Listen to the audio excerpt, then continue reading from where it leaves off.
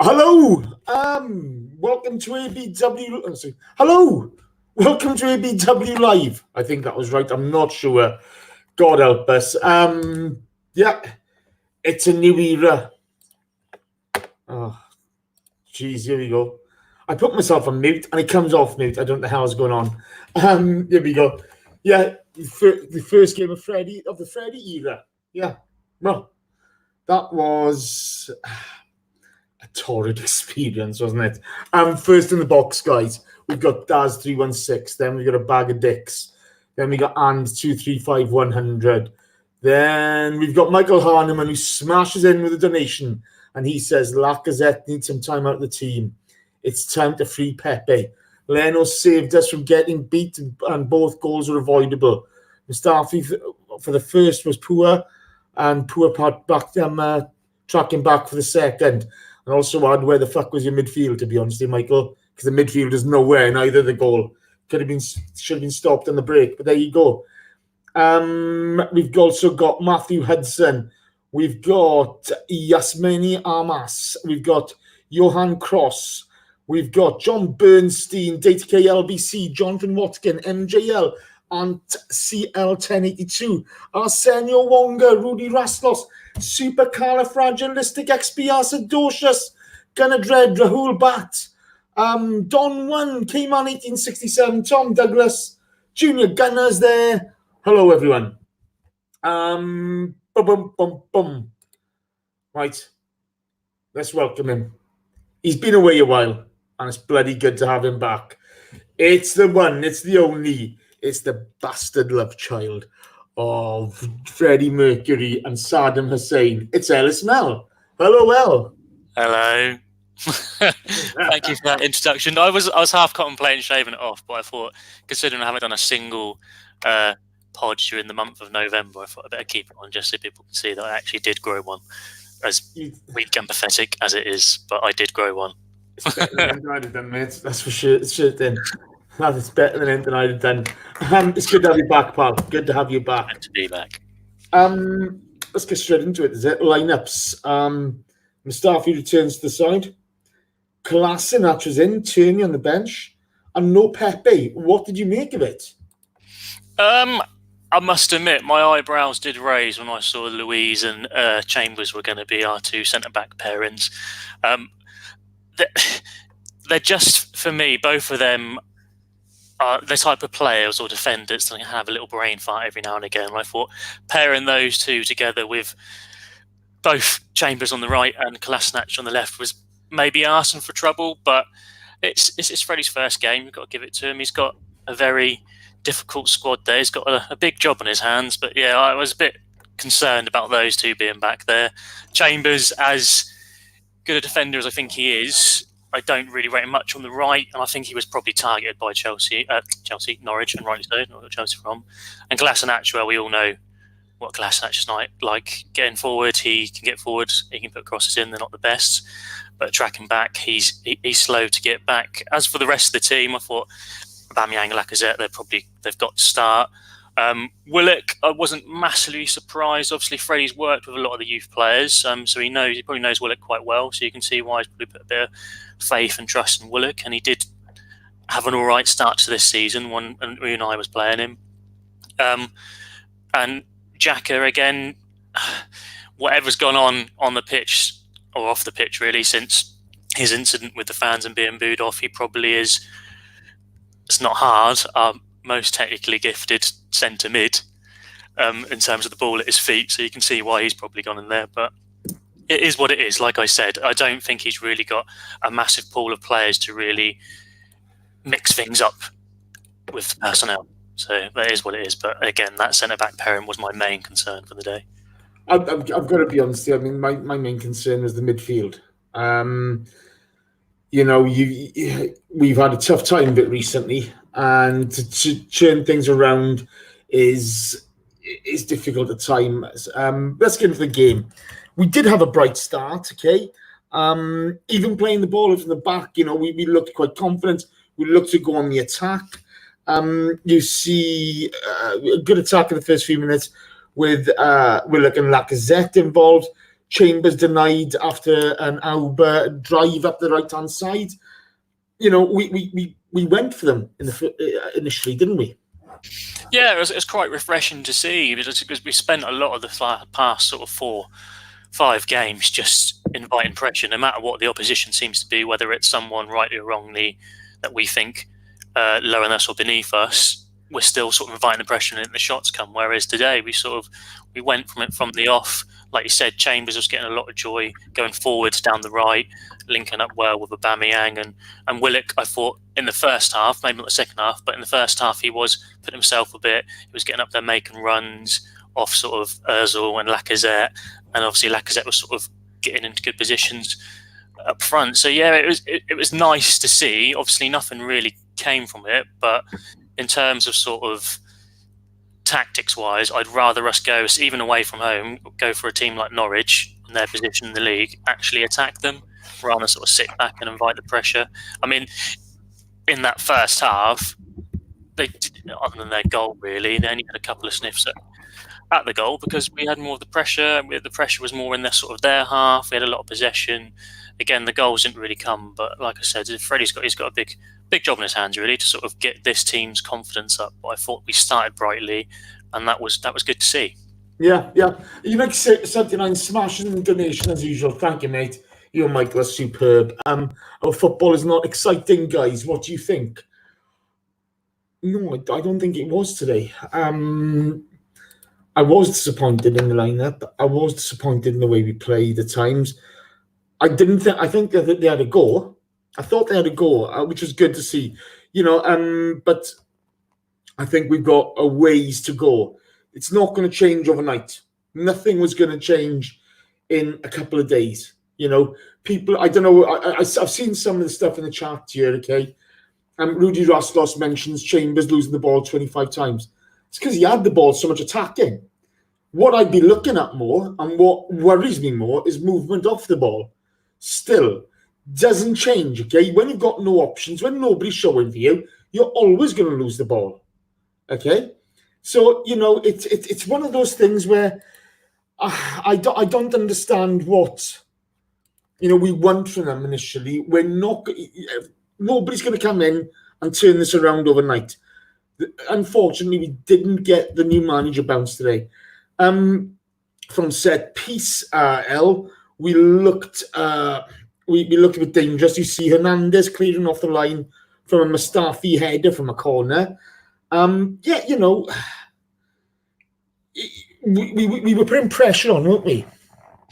Yeah, I thought from set pieces, especially corners, we looked very dangerous. Norwich looks vulnerable. They were sort of playing that zonal defence that we're quite used to and are regularly criticised for. And like you said, Chambers had a chance. Mustafi had a chance when Krul didn't quite get his punch clear, and that looked like our sort of best opportunity to get a goal was to get a corner in, which, again, like Norwich, they've got a lot of injuries. They've only just got their centre-backs back. They've been playing a lot of centre-mids and centre-backs recently in recent times. So, obviously, they've had a bit of a boost against Everton previously, but they looked very vulnerable from corners. And again, for us, that's a strange thing for us. I know we've had a couple of games this season where we've had defenders score from corners from Pepe balls in, but Ozil seemed to put quite a good delivery. Players weren't really being picked up by the Norwich players, and sometimes I thought we could probably do better with our heads, maybe work the keeper a bit better, maybe put in an area that isn't so easy for Krul to make a save. But yeah, like you say, it was our best form of getting a goal, I think, in that first half was from the corners that we were having, because Norwich just looked a bit scared really when the ball was coming. They just weren't picking up their men in those zonal areas as well as they could be. Yeah. You see Leno making a save from McLean after Hernandez break. Then you see Krul saving from Chambers from a corner. You know, the action is starting to pick up. And then we see it. Willock gets bullied off the ball. Norwich counter, and they counter with real pace, to be fair to them. Mustafi can't get back. Luis doesn't put in a challenge on the ball. Pukki takes his shot. Mustafi gets back and tries to block, but the ball takes a wicked deflection. And we're 1-0 down after 21 minutes. It was frustrating, wasn't it? Oh yeah, terribly so. Because like I said, the first half, other than that sort of chance they had from McLean, they didn't really create that much. A lot of the possession was played in their half, and we were creating chances. They counter-attack us, and just Mustafi and Luiz again. Like I said, they were the two concerns for me at the back. There were just too far apart. And Pukki hasn't scored in 8 games, but you could see from last season in the Championship what a good striker he was. He scored so many goals. He started this season on fire. He's gone for probably the longest he has in his Norwich career without a goal. But you can't leave a player like that in so much space. Like Mustafi was sort of in no man's land. He was sort of drawn a bit again because Chambers was getting so far forward and he doesn't have the pace.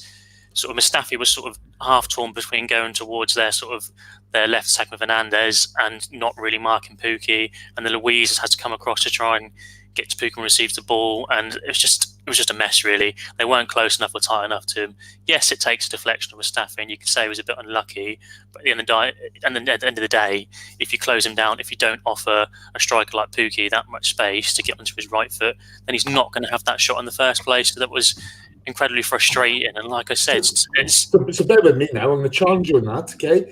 So I'm hearing a lot of talk about Luiz, Mustafi, etc. Where was your midfield? Where's your Xhaka?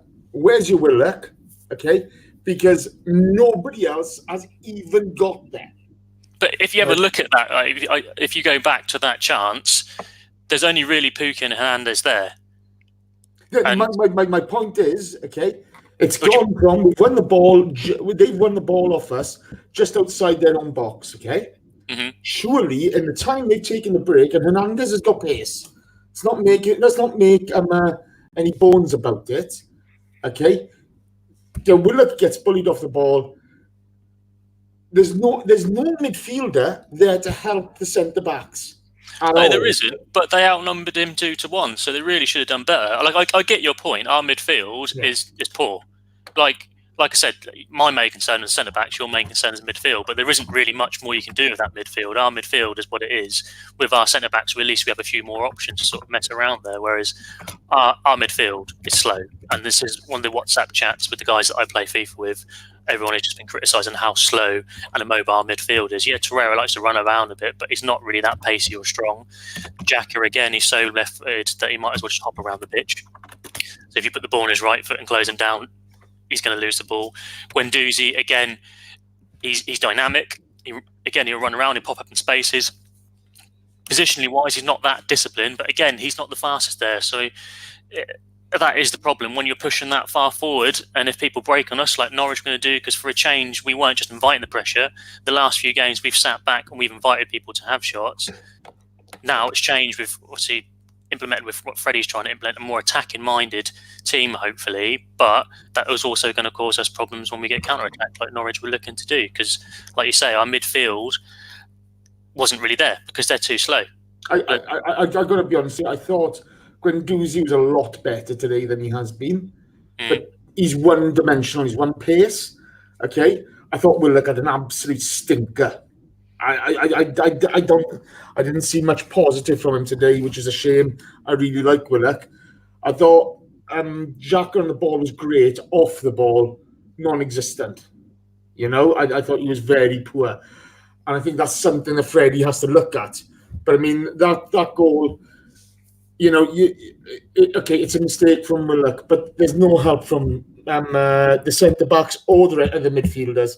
We've just let ourselves down there, you know, and I think that's a real problem, you know. And I was a bit disappointed to see Torreira on the bench. I thought we're going away, and maybe, you know, we needed to set up, you know, a bit more stability at the base there. But never mind. So we're 1-0 down. We're 1-0 down. We were. But guess what happens next? We get a penalty. Zimmerman, under pressure from Luis, I think it was, from a corner, has his hand, I mean, I'm not sure, what's he doing? Hand up to teacher? What's he doing? And for him to argue the point that was a penalty was unbelievable. But what went on after that was even worse.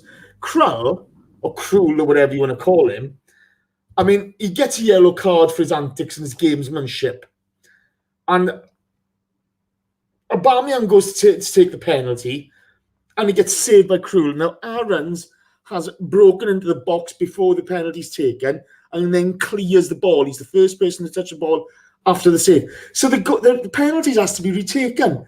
It was absolutely Keystone Cops, wasn't it? Yeah. I don't really understand I know VAR's in now, and VAR is...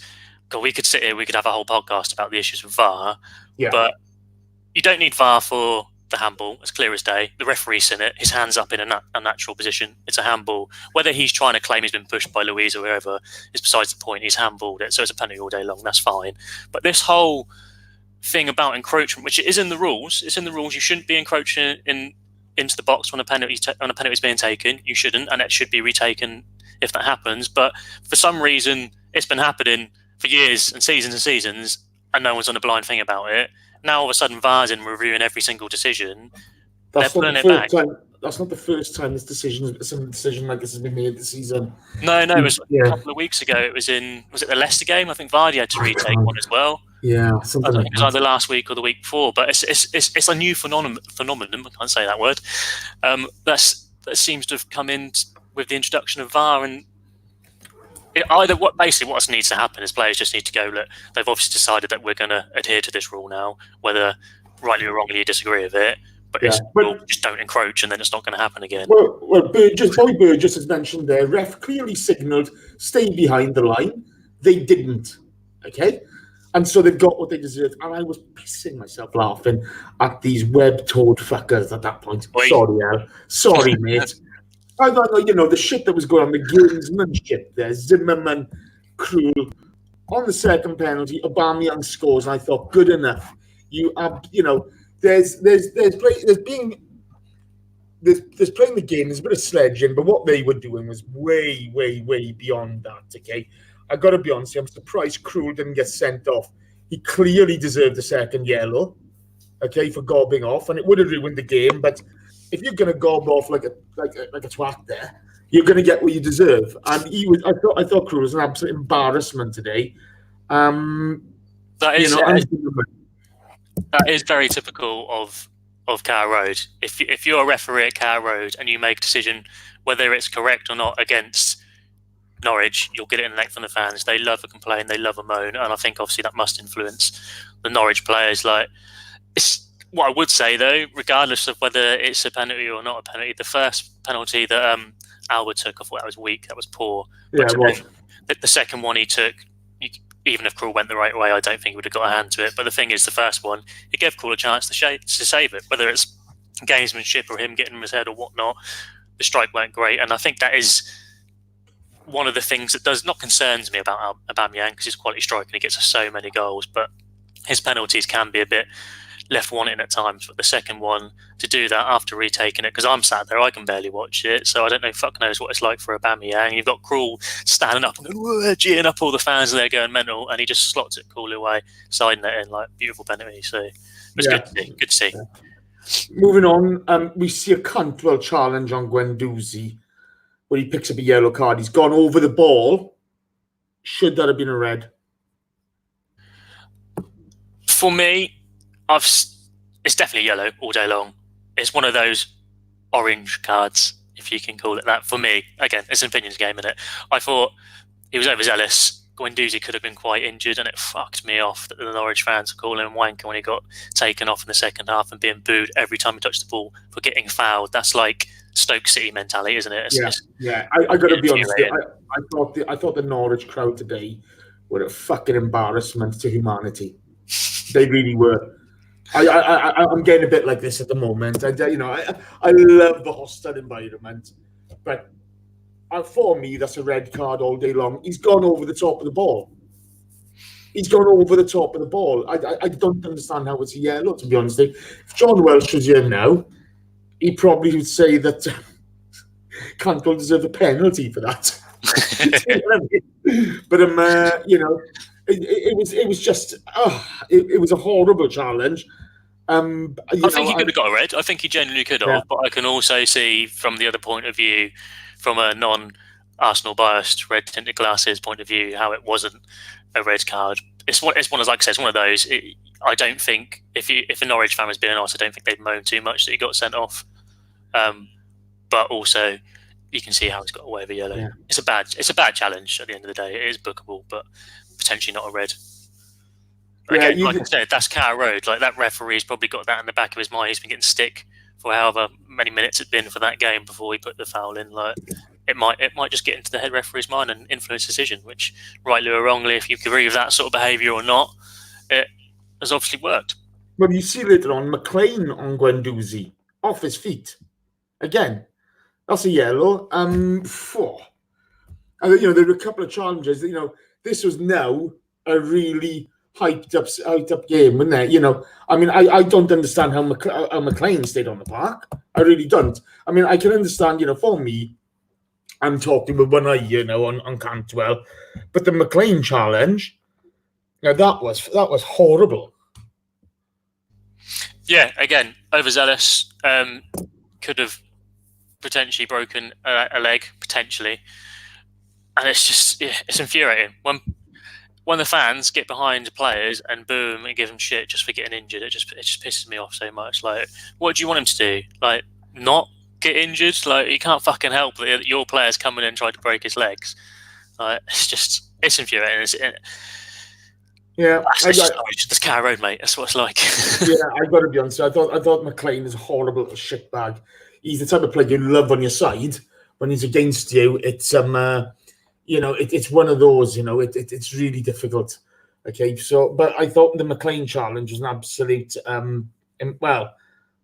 He's lucky to be on the pitch. He really is.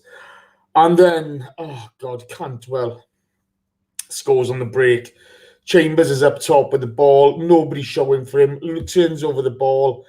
And to be fair, I thought Norwich broke well on this. I thought they broke with real pace. Midfield, with nowhere to help out. Okay, again, I don't know where Willock is. Okay, I don't know where Xhaka is. Guendouzi's the other side of the park. To be fair to him, I'm not expecting him to cover this side, but you've Ozil, Lacazette, and Aubameyang. Nobody showed. They bully us off the ball and they breaking us, and they broke really well. And I thought Cantwell took his goal really well. Yeah, and Cantwell's got that in his locker. He scored a few goals this season for Norwich. Obviously got one against Everton last week as well. And other than Pookie, he's been sort of like one of their main sort of goal threats with assists and goals this season when they have won games. So again, it's annoying. Two players that play well for Norwich getting time and space to do things like that, and it's frustrating. But again, like you say, Chambers on the ball. He's not got anyone showing for him. For me, not a good right back. He hasn't got enough in his locker really to play. He hasn't got enough pace. He's not good. Bear in mind, most of our attacks went down through him today. Okay, so what's Willock doing? What's Guendouzi doing? And this is the thing, I don't understand what we want from players at the moment. Okay, if you're going to if you want all your play to go through the fullbacks, okay, and your midfield's not helping out enough, okay, they're not aware enough going forward or coming back, okay, and they're not helping out or covering when you're getting all this from your fullbacks. What do you expect is going to happen? That is it, though, isn't it? Like, again, I'm not going to sit here and argue the point because you're making perfect sense. If you've got a right back who hasn't got any help, especially if you're playing on the wings, whether right back, left wing, right wing, you can only really go back or inside unless you've come in. You can't go anywhere else. So that is the two options you've got. So the people need to provide those options. It's easy to sort of mark those options out, but the players who wanting to receive the ball need to be on their feet, need to be moving, need to provide them passing lanes that aren't easy to cut out, or someone else needs to come over and give them a third option if they can, whether it's only a slightly different angle, but an angle nonetheless. And again, like you say, you're going through with Chambers, who for me, he's not a great crosser of the ball. He's not a great striker of the ball. He is a solid-ish defender. I know he got player of the season for Fulham playing as like a centre mid for them, but as a right back, he hasn't got enough pace and athleticism to get up and down, which is why I think they target him, because they know that's not his game. They've seen that. Like, if anyone that's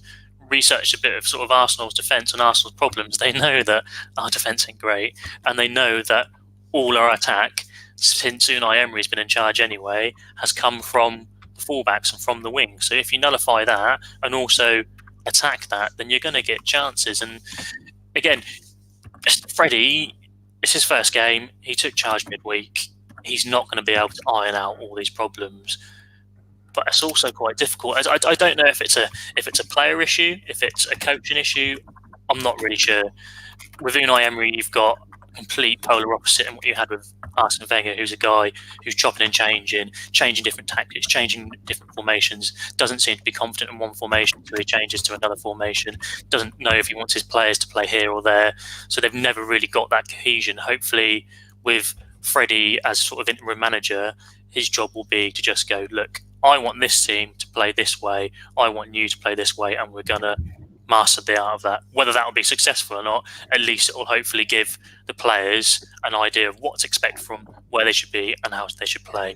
I've got to be honest with you, I disagree with this because I don't think anybody's targeting any particular side.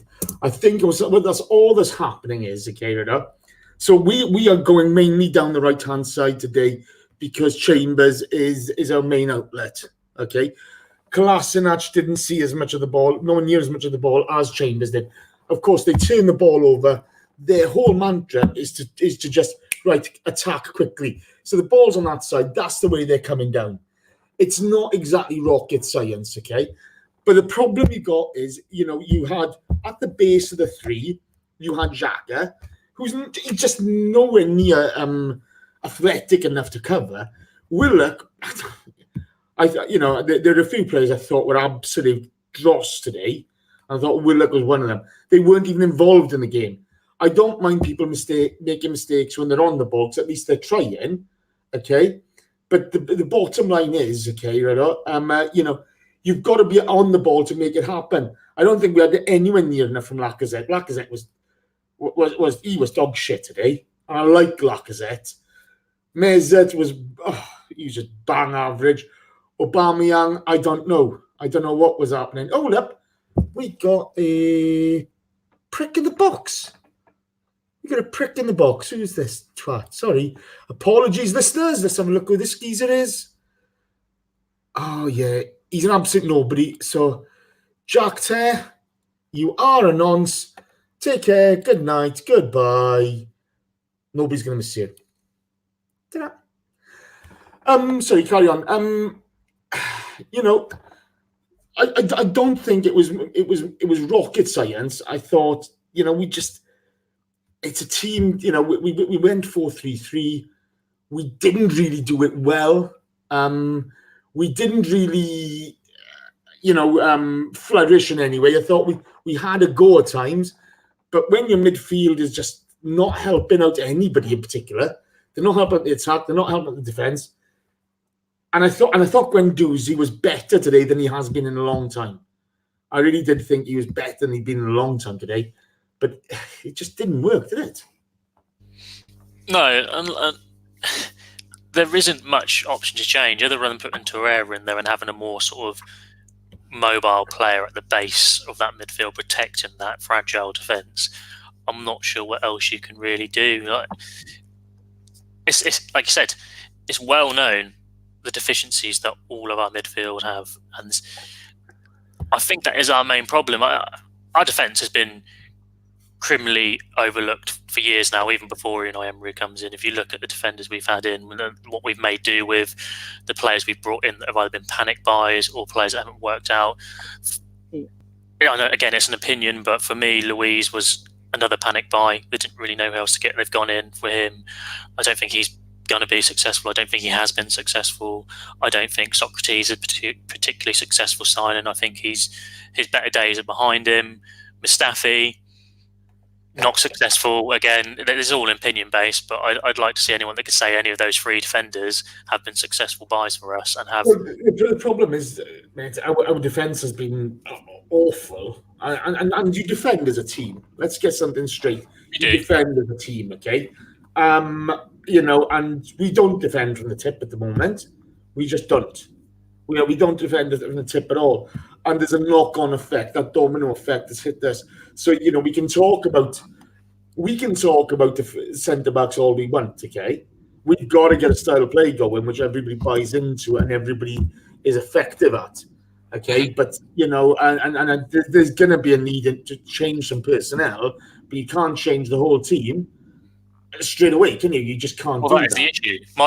A lot of my friends are Norwich supporters, and one of them texts me saying, Kolasinac, basically our back four, I wouldn't want him at Norwich. I'm like, I don't think many Arsenal fans want him at Arsenal, but you can't buy 4 new defenders and a whole new midfield. So it's going to be a question of where is our weakest point and strengthen that, and then just try and make do with the other players that we've got. Yeah, absolutely. Right, that was the first half. We're 2-1 down. Oh, hello, chat box. How are you? As Carlito Alguna puts in the box, this is our worst start since 1975. And I've got to say, chat box, this is your worst start since 2017. There's 240 of you watching right now, and I got 52 likes. Not good, is it? L. What do you think of a chat box? There's 240 of them in there, and we've only got, we got 60 likes now. What do you think of that, L? If I can compare that chat box to an Arsenal player of the past, that would probably be Denilson, really, with that amount of likes to people in there. Denilson. I don't think it's that good. I genuinely don't think it's that good. I don't think it's Denilson levels. Are you talking about Scalacci? Park Chu-Young? That bad? I think this is Park Chu-Young levels. Somebody's put there Glenn Helder. No, Glenn Helder was better than you lot. Okay? Fran Merida. Bobby Burgess got Fran Merida. Fran Merida was all right for the Capital One games. He turned up every now and again. This isn't turning up. That's not. Chat box, your performance today is worse than Lacazette's. Okay? And Lacazette was fucking rubbish today. Oh, Varun's got in with Andre Santos. I think Varun wins it. Daniel Cronin's got in with Lord Bentner. Thomas Norway, Stepanovs, Paul Cooper, Pascal Segan. But Segan is invincible. I'm sorry. Oh, Leon Davis, dense, she says. If anyone brings up a buoy, I'm off. Jason can do the podcast by himself. Oh, I love the boy. Mike Fernandez has just smashed in the donation. And there's a question, and we're going to have that in the question section, Mike. So thank you very much for that, pal. Much appreciated. Look, come on, chat box, okay? Stop messing about, okay? We've gotten rid of Unai Emery, okay? God bless him. Yeah, it was unpleasant. It's a shame, but there you go. He had to go, okay? But don't be like Unai. Be like Arsene in his invincible season. Be brilliant. Be like George at Anfield in 89. Have a go at it, you know. Stop messing about this. Paul Cooper's Franny Jeffers. I think Paul Cooper was one. Bobby Burgess and Kim Karlstrom. No, Kim Karlstrom scored a penalty against Wigan. You know, did KLBC Carlos Vela? Yeah, but he's doing. He's a decent career, Vela has. The chat box could be Kim Karlstrom if they all got the likes up, because that would be the equivalent of scoring a penalty to get us to a final. Absolutely. Chat box. Okay, we need 130 likes, please. So let's get going. Tappy. Let's get going, okay? Let's be like Eduardo before the broken leg, because he was magnificent. On to the second half, pal. There's an early penalty shout. Ozil fires one in. There's a claim for handball. What were your thoughts? I don't remember that. Talk me through it. I only kind of half saw it. It was hard. It would have been harsh if they'd have given it, but it's not the one where he's put his arm like that and it's hit him on the hand. Is that what you're talking about? Oh yeah. You can't give that a penalty. Like, he's got his arms in by his side. Yeah, he's turned around and it's hit him there on the back. If you give a penalty for that, that's ridiculous. In my opinion, if that was given against us, I'd be fucking livid. Fair enough. Yeah, it was one of those. You know, you see them given, but you never know. Before we know it, though, we're level. There's a corner. Mustafi gets the ball. There's a shot. He shoots. Really good block from Norwich. Ball comes out to Aubameyang. and he makes absolutely no mistake, does he?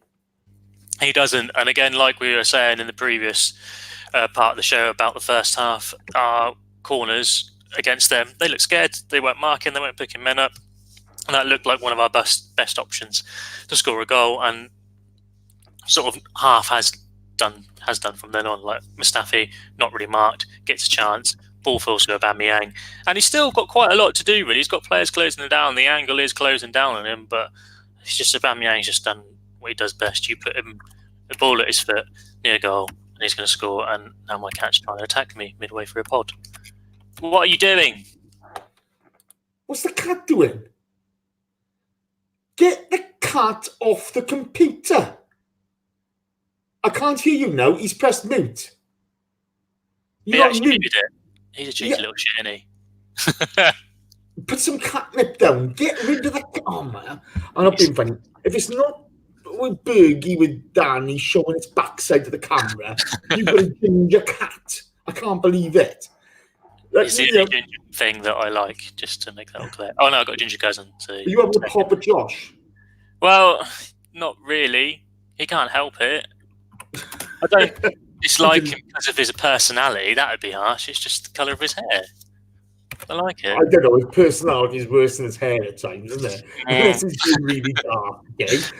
When Josh has been really dark, okay, then he's funny as hell. Well, he has to be dark because his skin's so light. Let's try and balance out a bit.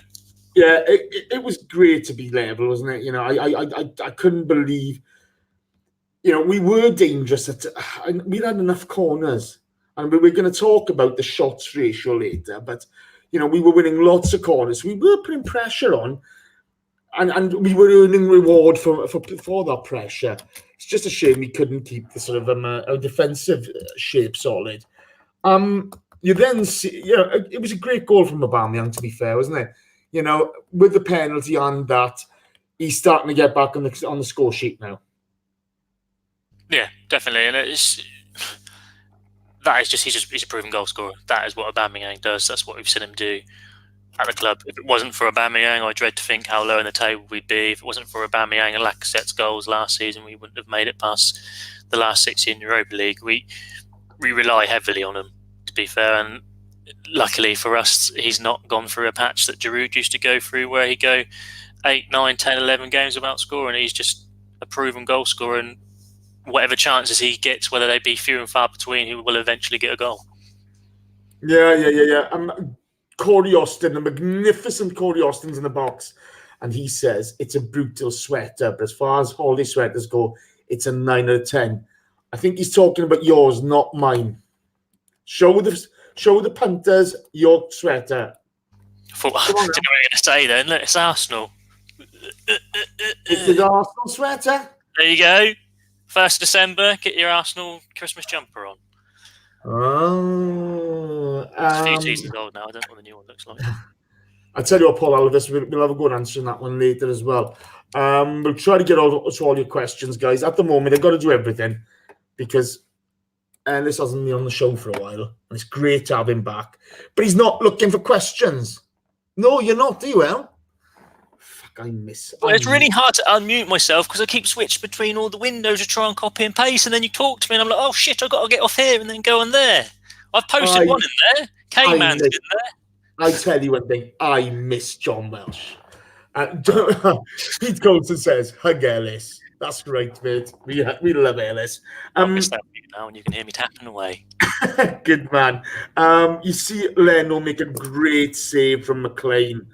I'd go as far as saying the save was absolute top draw.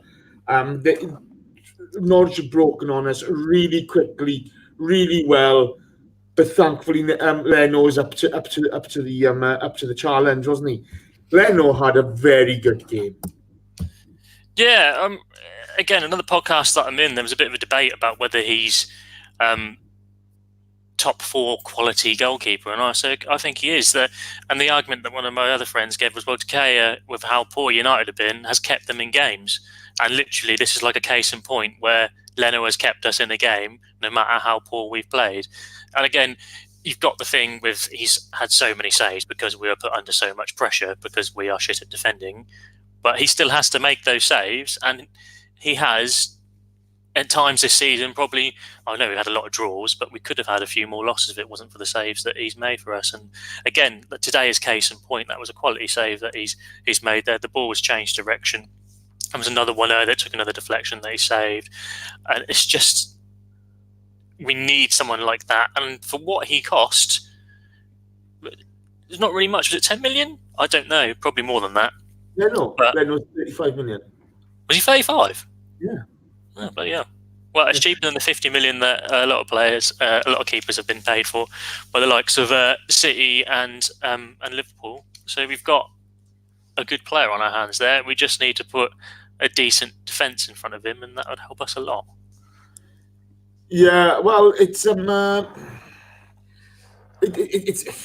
be fair, I think he's done great. I think our problem is defending as a team, and that's we're going to have a look at that. But it's like, if a run puts in here, Leno's a brilliant shot stopper, but his distribution needs improvement. I think distribution goes down to our movement off the ball. I think that's the biggest issue. You've got a midfield which is non-existent at times. And it's really difficult. There you go. I've been corrected. Leno's around the 21 million quid mark. So there you go. Okay, between 10 and between 35. So as almost right as we can be. Maybe 35 million euros. I can't remember, but yeah, we're not thing. Right, we get some great questions coming up later. So then we see Cantwell missing the target after a good attack. Norwich are going after us at this point, aren't they? They can smell blood. Oh yeah, definitely. I think towards the end of that half, the team that looked more likely to score was Norwich. They had so much pressure, we could barely get out of our own half. And when we did get the ball, they just pressed and won it back, and were creating chances from that. And we looked a bit shook, to be fair. We looked like we couldn't handle the pressure that they put on us. And Carrow Road, as like I said, it's got a good atmosphere to it. The fans do get on the referee's back, but it's a loud, old-fashioned stadium with the fans getting behind the team, and I think that helps the players a lot. And it definitely helped them, because if you're watching as a neutral and you're trying to pick who's going to win this game, you sure as hell weren't going to say Arsenal at that point. Yeah. Well, we make a change then. Torreira replaces Willock. Not the 69th minute, may I add. We've got our Arsenal back. Yeah. Somebody mentioned that. Wenger's reborn. That one kind of confused me. I thought it was a hybrid between Arsene Wenger because of the timing and Unai Emery, because it was quite a negative change. Though I did think that Willock needed replacing. He had a tough day at the office. Again, let's not crucify the kid, okay? We haven't really played 4-3-3 this season, okay? He's been asked to do a job. He hasn't done it well today, but it's part of his learning curve, okay? And that's an issue for him, He'll learn from this, he'll look at where he can improve, and we'll go on from there. It was strange, wasn't it? What do you think about that change? Yeah, I can see where you're coming from. It is a bit on the negative side, but also Willock, you've obviously mentioned that you don't think he had a very good game. I thought the first half he looked all right. He created a couple of chances from his running off the forward line, but he had to come off. And Torreira, as defensive as he is, like, his position is probably a CDM. Out of all our players in our team, he's probably the best suited to that holding midfield role in front of the back four. And I think that gives the option for Xhaka to be played a bit further forward and have Torreira sort of there protecting. So it can be seen as a negative move, but also, like I said, it gives the opportunity for Xhaka to try and get into those further places and get the ball to the forward line. But yeah, it was... I think for me, I would have liked that from the start, if that makes sense. I wouldn't have started Willock. Again, Freddie knows him probably better than what Emery does because of his work with the reserve teams and with the under-21s. But for me, I think if anything was going to change, it had to be in the forward line. Like you said, Lacazette wasn't really doing much. Perhaps maybe get Pepe on there, but obviously that didn't materialise. Or get on some more attacking players with a bit of pace, because I think that was something that we were severely lacking. Well, let's come to that then, because again, Norwich are on top at this point. We've shot our boat. We don't look effective. And then Xhaka comes on for Guendouzi. Now, to be fair, I've given Guendouzi a load of stick recently.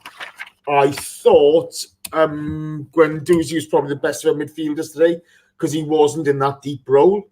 He was further up the park, so he didn't have that responsibility that was on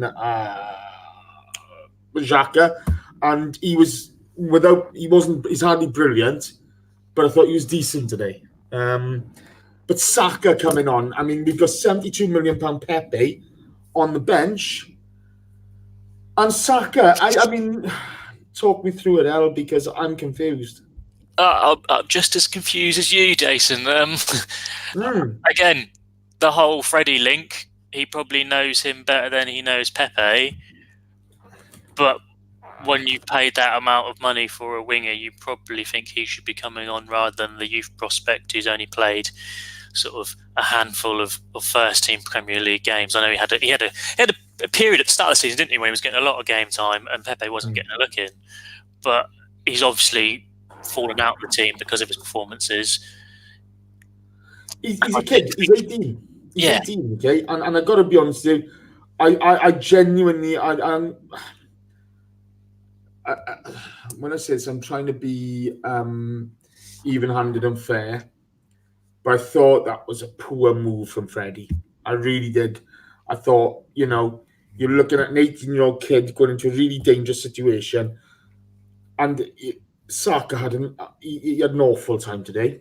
I think it was a bold move. I don't think it worked out. I don't think it was bold at all. He got £72 million striker and Wenger on the bench.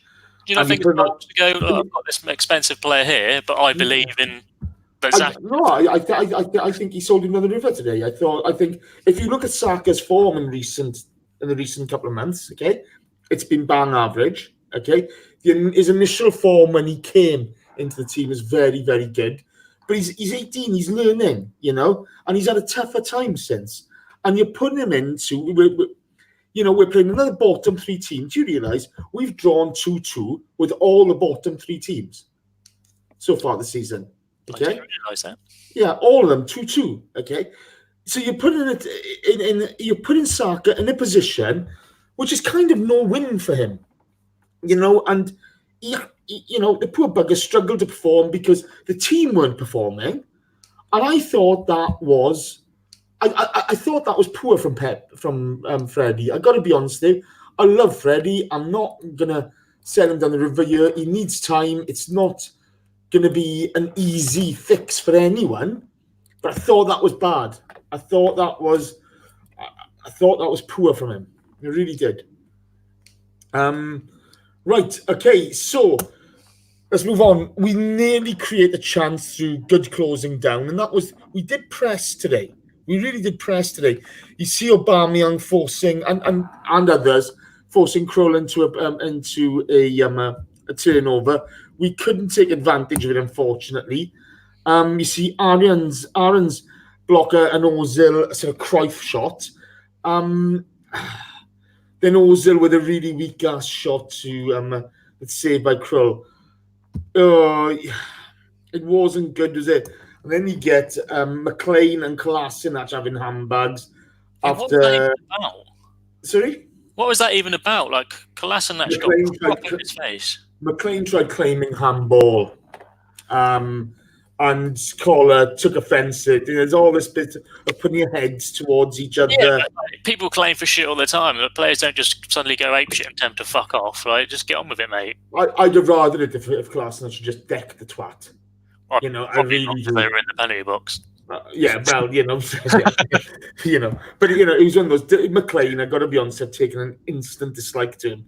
He's the guy you love when he's on your side, but you despise him if he's on the opposition team. And then we see Martinelli replacing Ozil.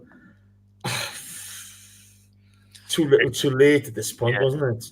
Definitely, that's the exact always too little, too late. What did you think of Ozil's performance? I didn't think he was invisible as he has been in, well, not previous games, but as he has been known to go missing. I thought he was there. I thought his influence in the game. He's frustrating as ever. I think the only time Ozil can seem to score goals if he does that fucking stupid chip, hit the ball onto the floor, bounce up thing that everyone raves about when he does it. But he never really strikes anything really hard. Like as we saw when he had his opportunity, it was a pathetic shot. Pathetic. Again, that's not his strengths, but it doesn't make it any less frustrating. But I thought he played all right. I think we're still sort of trying to get over the Unai Emery hangover. I think Freddie just needs to get a bit more confidence in them. Once they've got a bit more confidence in them, they'll be trying things and more things will start to come off. Whether Freddie can do that is another story entirely, but I thought he was all right. He's not really my cup of tea. I sort of lost patience with Ozil a long time ago. He played fantastic to get his contract, and ever since he's got his contract, he's been hot and cold. And for me, that's just Mesut Ozil. I'd rather have someone who's a bit more of a solid 7 out of 10 consistently, rather than someone who sometimes gets a 10 out of 10 and then other games goes completely missing. Yeah, that's fair enough. You see then Leno save from Aarons. Then Leno stop a counter-attack, which we kind of intercepted, but, our interception went towards goal. And then you see Adu, I think it's, Adu, I think his name was, block a Torreira shot after a great Martinelli break. We were more likely to lose it than win it, but we did have chances, didn't we? Yeah, that was a hell of a block from Adu. I don't think Torreira could have hit that ball any better if he hadn't blocked it. I think that would probably go in on goal. But yeah, I think that shows the quality we've got up front is always going to be there. You can't take that away from us. That will always be there. And if we get half chances, we're going to potentially score goals. It's just like you say, it's the midfield is the weakness, isn't it? It doesn't really transition into attack defence very well. It doesn't control games. It doesn't protect our back. There's nothing really going for our midfield at the moment. So we are heavily relying on the quality of Aubameyang to get us goals, and just hoping that our defenders don't completely shit themselves. Yeah. It's I don't know. It was bloody painful to watch that. It really, really was. Like when we had that pressure, there was so many. When Norwich had that pressure, there were so many times I thought we could just get out of here and we could counter, but we just can't seem to counter because there's not enough quality in that midfield. The balls are sort of rushed off target, or players receiving shitty passes. It makes them have poor touches. Then we're getting pressed and losing it. There's just not enough there, not enough quality to do what I've just said, to transition that defence into attack or vice versa. But this is the thing, okay? I've got to be honest. Look, Nigel Ahmed says all that back four needs replacing, just not good enough. But you've got to replace the midfield as well.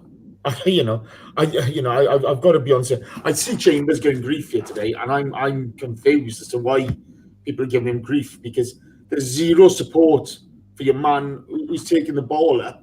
He turned the ball over, but if you're still asking all this from your fullbacks, we said this when everybody's saying, you wait till Tierney, Holding get back, and Bellerin, we're going to be great. And you kind of knew, no, they're not. Because the setup and the tactical setup we're using hangs these guys out to dry, okay? It absolutely hangs these guys out to dry. And, we're not. It's not going to be solved as simply as that. We need a more dynamic midfield, first and foremost. I'm sorry, but it wasn't good today. Right, that's the game, really. Were we lucky to get away with the draw?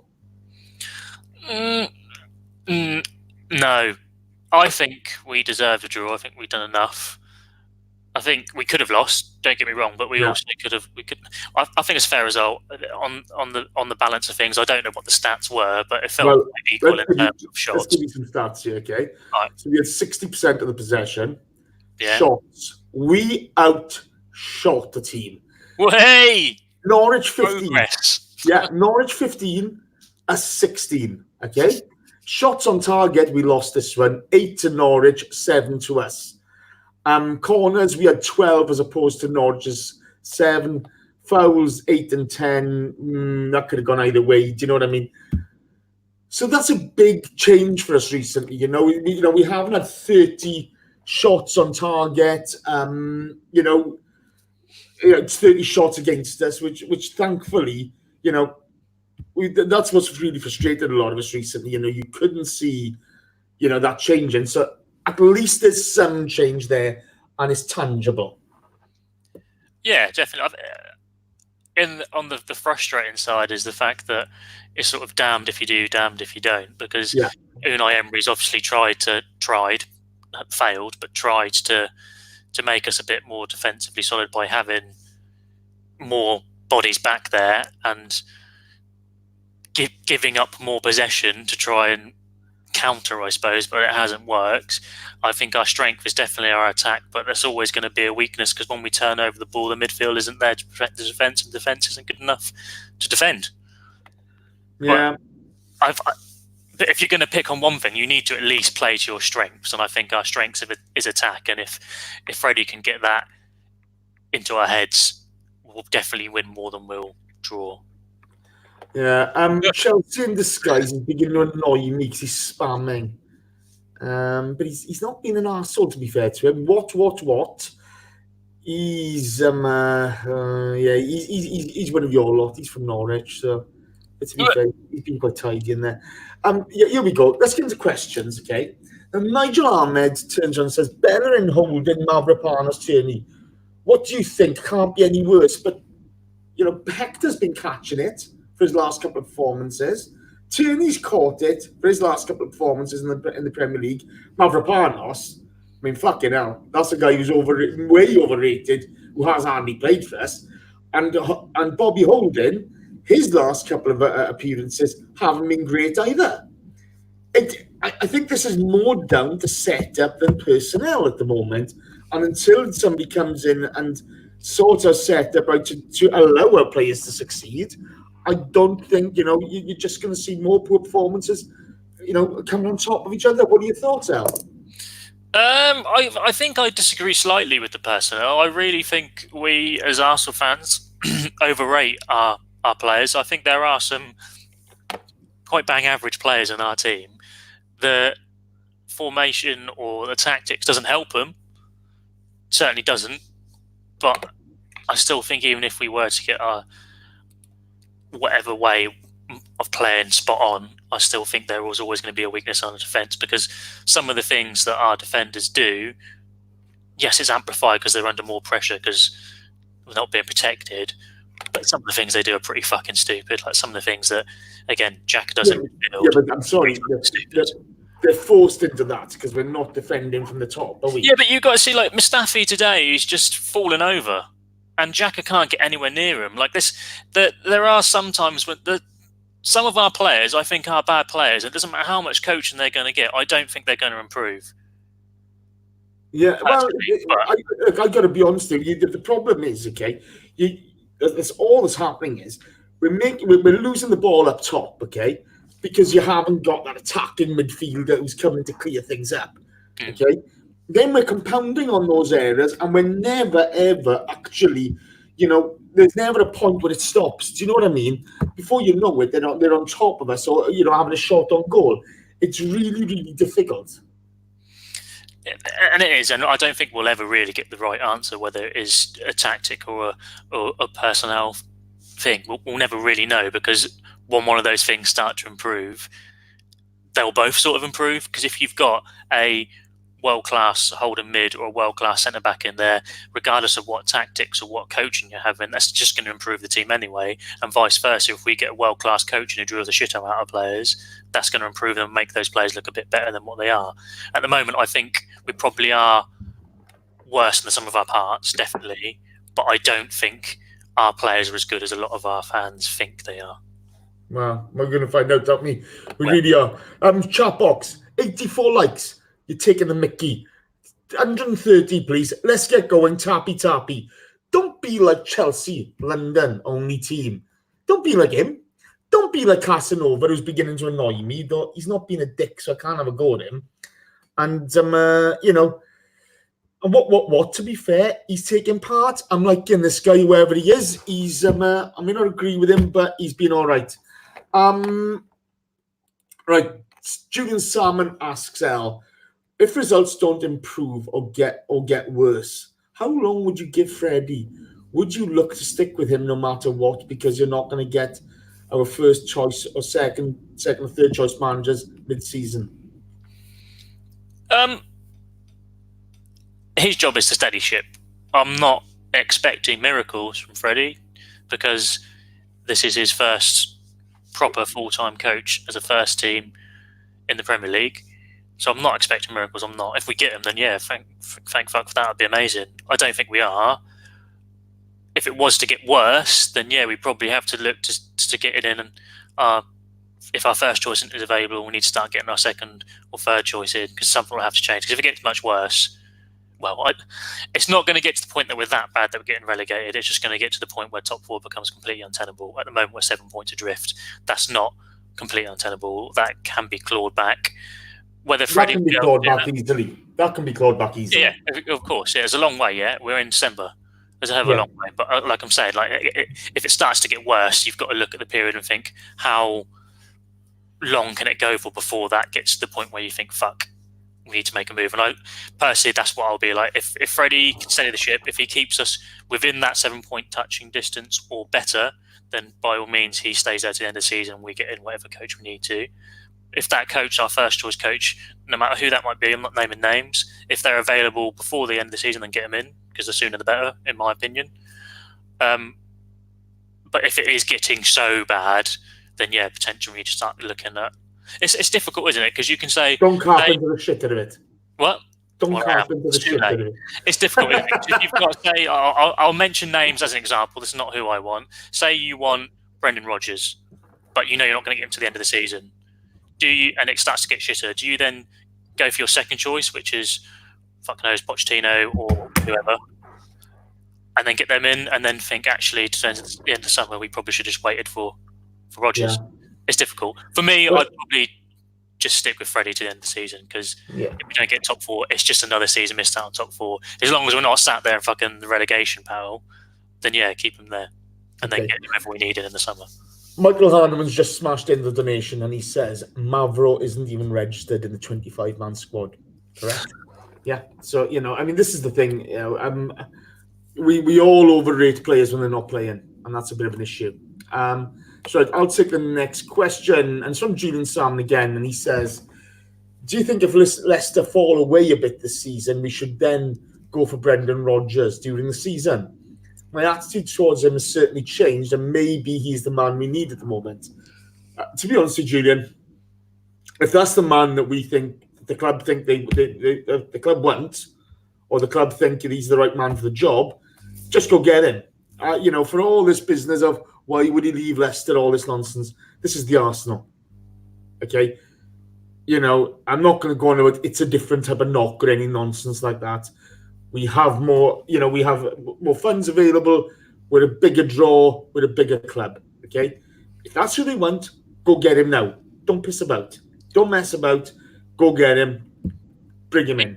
He left Celtic on the brink of a treble to join Leicester, who were midway through the season and not really pulling up any trees. So it's unrealistic that he'll leave Leicester now, who probably aren't going to win the league, to join and take a step up. Whether Leicester are above Arsenal in the league doesn't matter. Arsenal are a bigger club globally, financially, than Leicester, regardless of wherever they finish this season. And that is a step up for Brendan Rodgers. He tried it at Liverpool, didn't necessarily work out. He come damn close. So Arsenal might be another attractive proposition for him to say, actually, fuck you lot, I can actually win a league with a team. I'm not saying we are, but that might be what goes through Brendan Rodgers' mind. We're not as bad as what everyone thinks we are. I think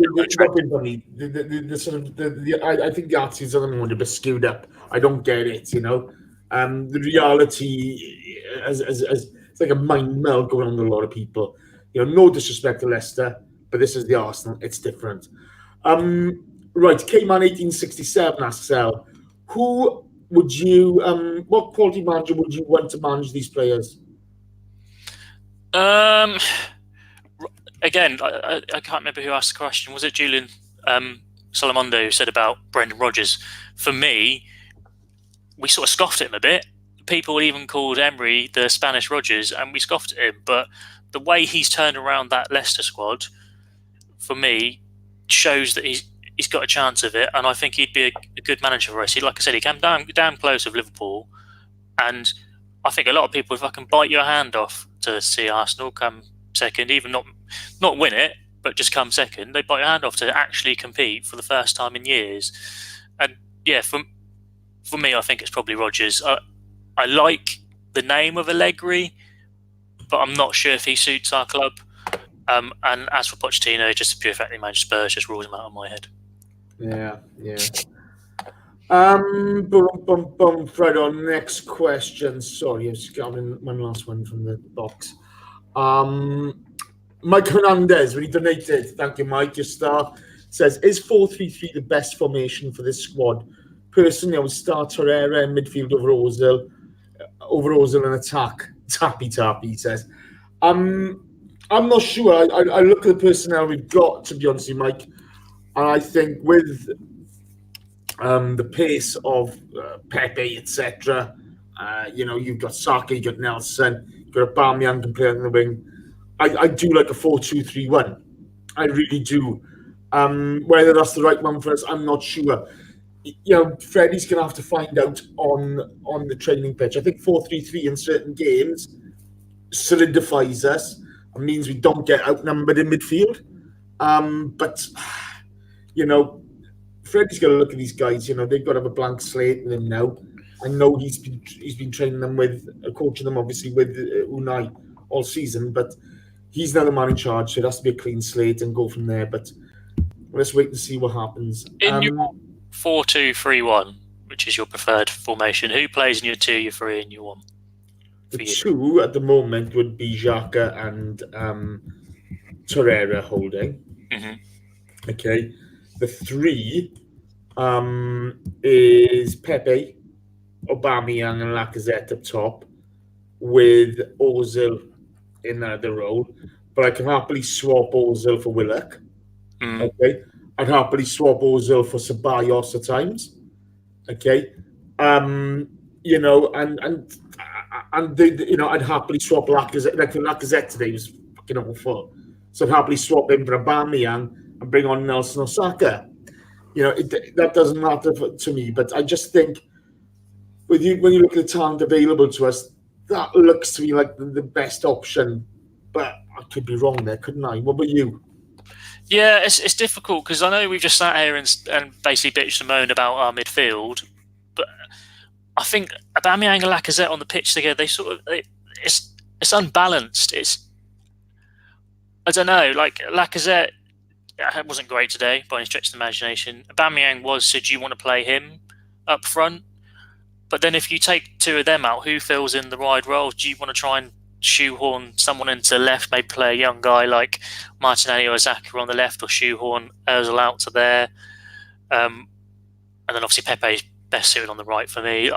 I think I'd probably go with the same as you, to be honest, but it does worry me that we're quite imbalanced, like winger wise. We haven't really got anyone. You've got plenty of players there who can play the game. Okay, we can play there, okay? It's just a fact that they've got to be brought on properly.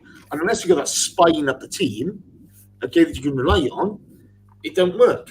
And at the moment, we haven't got that spine. We need to embed a spine. Right, Chelsea fan, you're beginning to wear in, mate, okay? You're spamming now. You're a bit of a twat, okay? Fuck off back to the racist. Don't darken my door again. Piss off.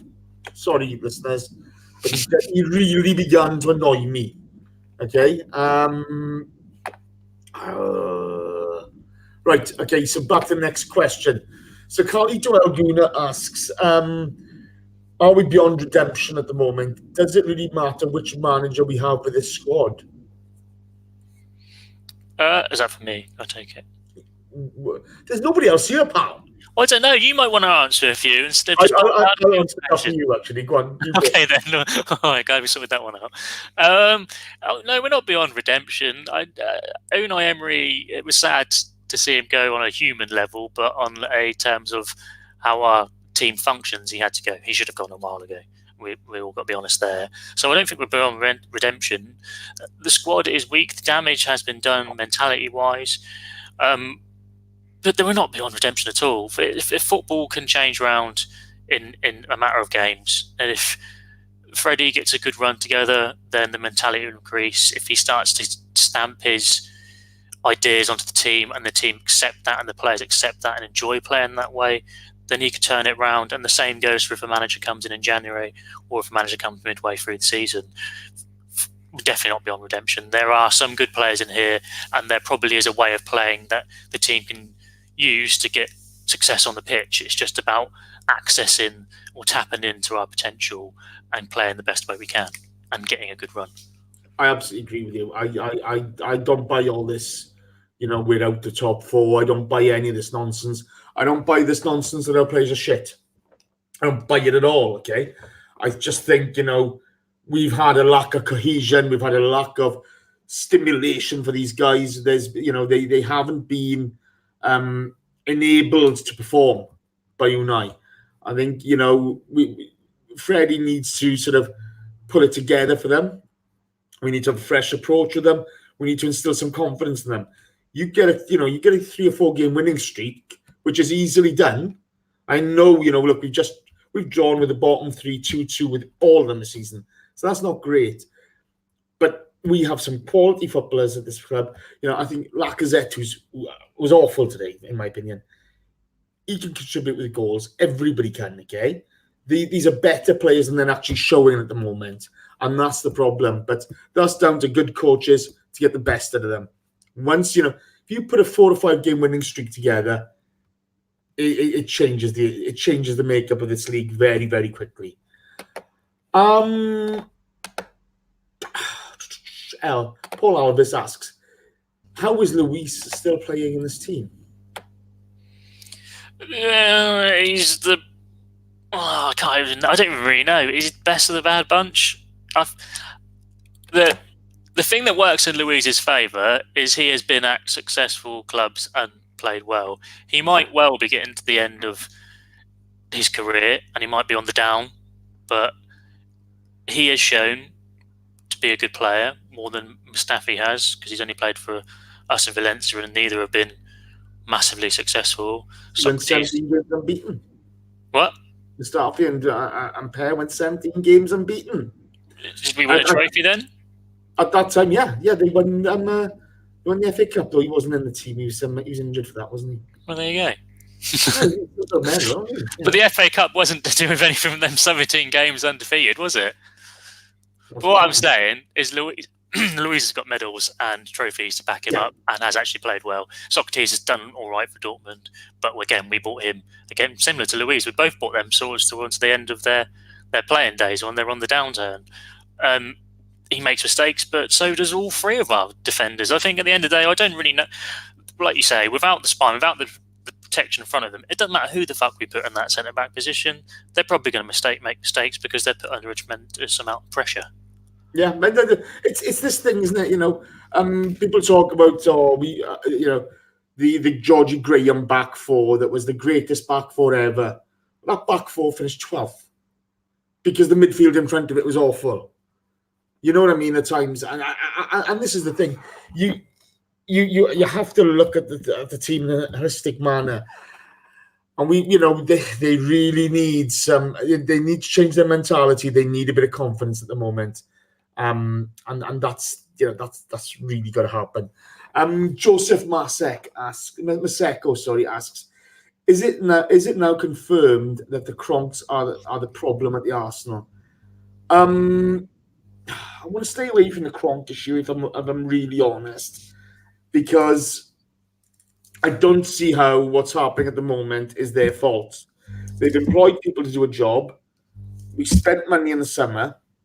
We got accused on the last pod we did. We got accused of being the Kronks shills by some idiot. Okay, I know what the hell shill means, but obviously means we get our noses up their arse. And that is hardly the case. I think what's happening at the club at the moment is down to Raul, Vinay, Edu, Unai, and Freddie. Okay, these are the people who are in play day to day. I know. They have to find a way of turning it around. You can moan about the Cronks all we want. They own the club. You want to change manager? You want to change the owners? Buy the club. Buy the club. Get your checkbook out, write the check for £3 billion or whatever it is, and buy the fucking club. Up until then, I don't understand what, we know the way they are. We would like them to be more involved. Josh has been over here, to be fair to him. Okay, Stan's been over this season. We know they're not perfect owners. I know, but what's happening on the pitch and them, I don't see it as a direct correlation at the moment. We got it wrong with Unai Emery. That happens. We can't guarantee that the next appointment is going to be perfect. We don't know. Sometimes people don't fit certain clubs. We need to concentrate on what's happening at the pitch at the moment. Maybe we need to bring in some players in January. We'll have to wait and see. I don't think they're going to bring anybody in until they got a new manager appointed. I don't know what we expect anybody to do at this time. They've made the decision with Unai. Now we've just got to get a replacement in and go from there. Question for you, from Michael Harneman. Why do we always make these teams down the bottom of the league look like world beaters? That's a horrible question. Because we're a little bit shit. No, it's like, I was talking to some of my friends that are Norwich fans, and before, obviously, the announcement of Freddie, they were buzzing. They were like, yeah, we can't wait. Unai Emery's still manager. He's shit. We can, even though Norwich have been playing shit, I know they got a win over Everton before that. They had like 9 injuries and a really poor run of form. But Norwich fans were excited to play us because we were in that poor run of form. Teams are excited to play us right now because we're in such a bad run of form. We're in turmoil. We've changed the manager. They're just excited and they get their tails up, just like it happens to other teams. It happens to Man City came to Carrow Road and lost, and they're a much better outfit than us. Lower down teams in the league get up for the big guys, and again, like I said, I know we're 8th or 7th in the league at the moment, but we're still well known as a big team, a big Premier League well known team, and people are going to get up for the game. And quite frankly, some of our players aren't up for it, so that's why we lose, and that's why we make them look like well beaters, because we play shit. Yeah, I think that's the only answer that one, to be fair. Yeah, I think you're right. I'll take this one. Arkan Tiger asks, is forcing Laka in this team a big problem? Auba shunted to the right is criminal. What do you think of going with Martinelli, Aubameyang and Pepe? I'd give it a go, to be honest with you, Arkan. I thought Lacazette was awful today. I thought he was awful. And I liked Lacazette as a player. I've always liked him. But that was a poor performance from him today. He didn't have much of a positive effect on the game at any point. I love what Martinelli's doing at the moment. And I think, whether you start him on the wing or up top, I think he deserves a chance. I really do. To bring Xhaka on before Martinelli or Pepe today was a joke. It really was. So, and that's not having a go at Xhaka. I think he's a fantastic talent. I think he's going to do well. But he's a young kid who's not been in the best of form. Meanwhile, Martinelli has the form behind him. Pepe's the big money man. But yeah, I'd happily sit Xhaka on the bench for a while. I think he needs to earn his place again. I don't think he's doing that at the moment. David Keith asks, lads, how many players should we get rid of next season? I think we need to ignore this season and build for the next few seasons. Go on, El. You can have a crack at that first. Mustafi, Sokratis, Louise, Kolasinac, Xhaka. Get rid of them and then replace them all with world-class players for 50p each. Okay, right, done. I think you need a midfielder. I think you actually need 2 midfielders for me. Okay. You need a centre back in there as well. You definitely just you need. Look, whether you get a centre back or not, okay, you know, and I'm happy to get one in. I'm happy to sell any of them. Mustafi, Holding, Chambers, Luis. I'm happy to sell any of them. Okay, I know, but it's like people talking as if Saliba's going to come in and be a world beater. He's not. If that midfield is the same as it is now, I get rid of Xhaka now. I really would. Okay, we need to replace him with a dynamic, athletic midfielder with ball skills. There's got to be a couple out there. There's got to be. Okay. If Torreira is still unhappy, I'd get rid of him as well. You know, it's a shame he feels that way, but no offense, mate. You're hardly fucking Claude Makelele. You can go as well, okay? I ain't got a problem with that. I'm happy to give Guendouzi time, but he has to improve. He has to actually affect games rather than, the simple stuff, okay?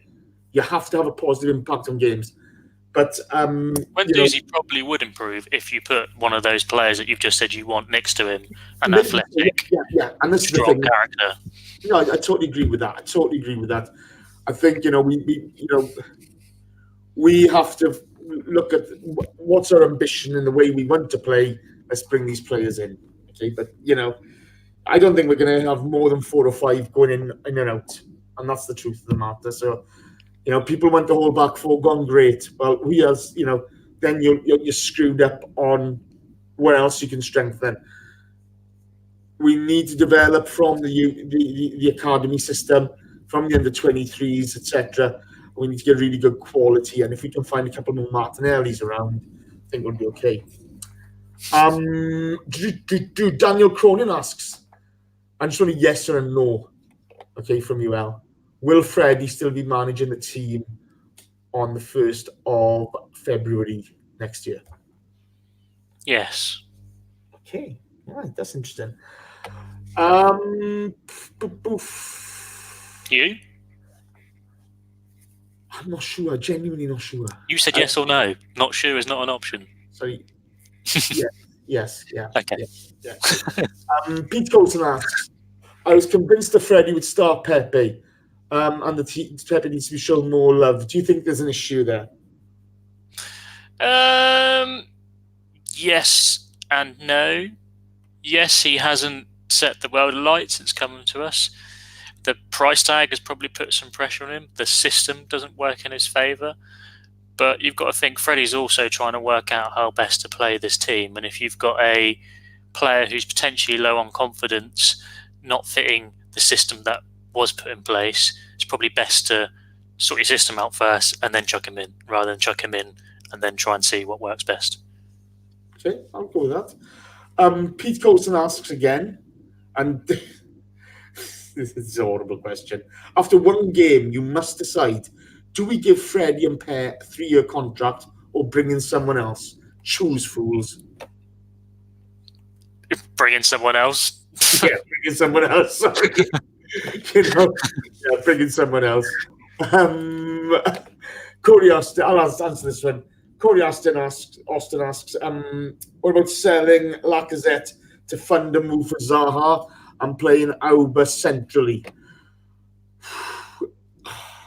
Yeah, I'd go for it. To be honest, look, I love Aubameyang, okay? But he's, you've got to look at their age profiles, etc., and what effect we're going to have. But I wouldn't be against that. But I think is Martinelli going to be a centre forward? How is Saka going to develop? There's so many things to bring into this conversation, and only the guys at the club really know. I wouldn't be against anything at this point. There's not one player in this squad who I wouldn't sell.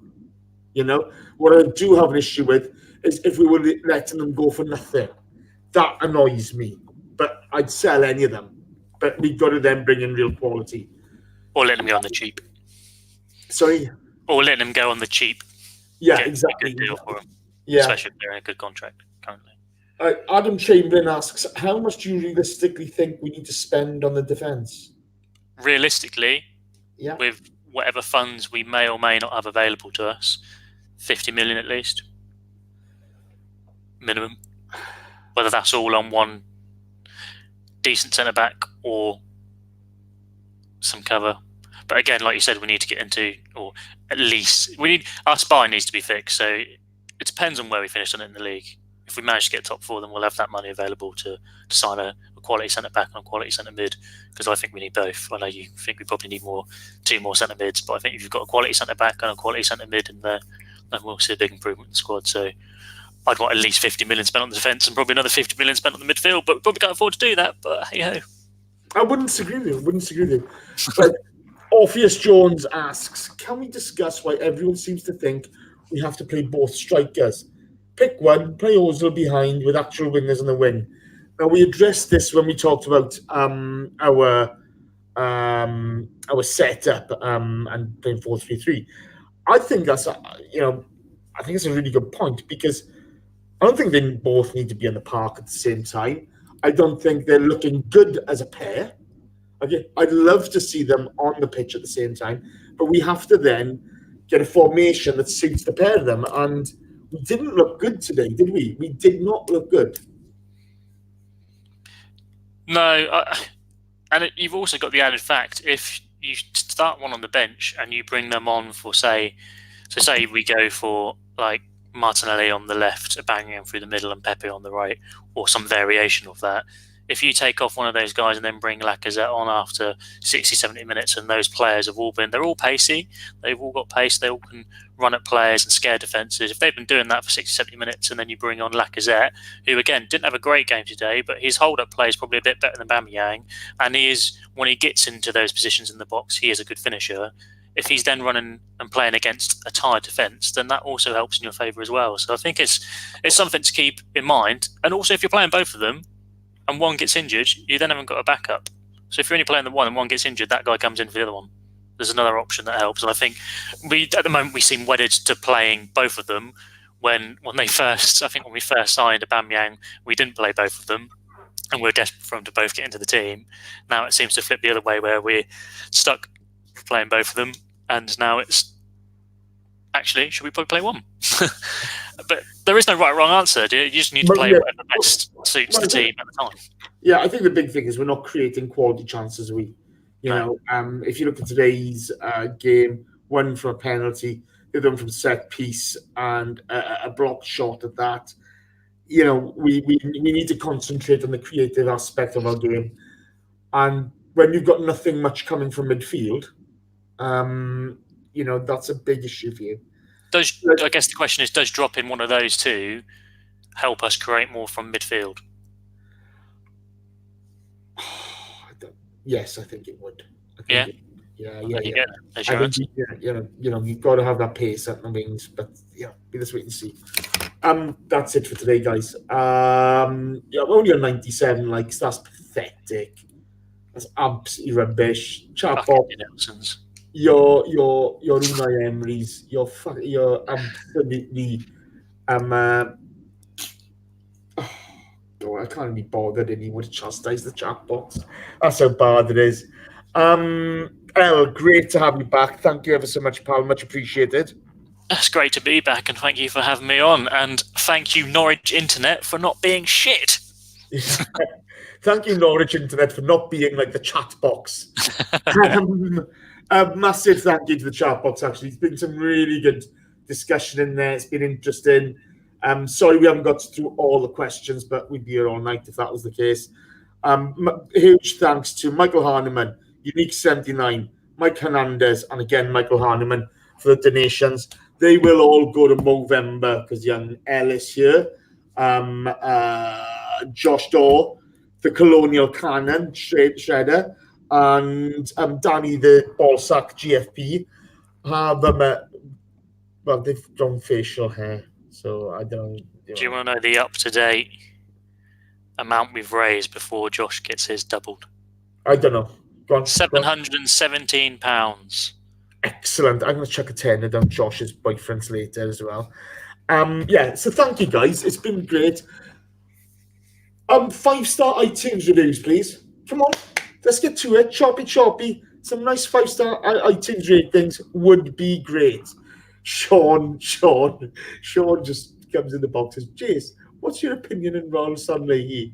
We don't want to go there. We don't want to go there. We'll never stop. I just like the man intensely. Sean, Jason will answer that on the Nick show, so make sure you tune in. Yeah, absolutely. Yeah, guys, thank you ever so much for your support, as always. Okay, not the greatest start to Freddie's reign, but hey, there are some positive signs. Okay, there are some positive signs. You know, our shots ratios have gone up, and let's hope it's Brighton on Thursday. I can't remember who's on. It's Josh. Oh, sorry, guys. I do apologize. I said I'd come on, didn't I? I think it's Josh, you, and John, I think. Who knows? I'm definitely free, so it might be me. Well, you're not expensive, are you? You know, sorry. She's not meant to tell them that. I know I'm gibbering now, okay? This is the worst thing ever. Yeah, Brighton.